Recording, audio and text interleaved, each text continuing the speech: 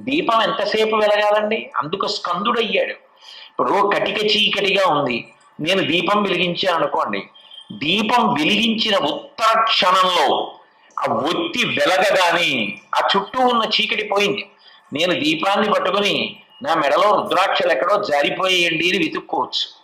ఏమంటే దీపాన్ని పట్టుకుని నా పుస్తకం ఎక్కడో పెట్టానని వెతుక్కోవచ్చు. నేను దీపాన్ని పెట్టుకుని ఒక పుస్తకాన్ని చదువుకోవచ్చు.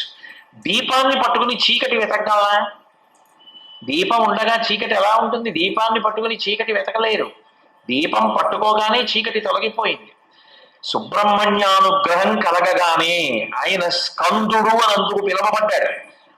దూకిన వాడు ఎట్లా వస్తాడో, మాండూక్యోపనిషత్తు అంటారే కప్ప దూకినట్టు, అట్లా ఆయన అనుగ్రహం కలిగిన వాడికి ఉత్తర క్షణం ఆలస్యం లేకుండా శ్రేయస్సు ఎందు బుద్ధి కలుగుతోంది.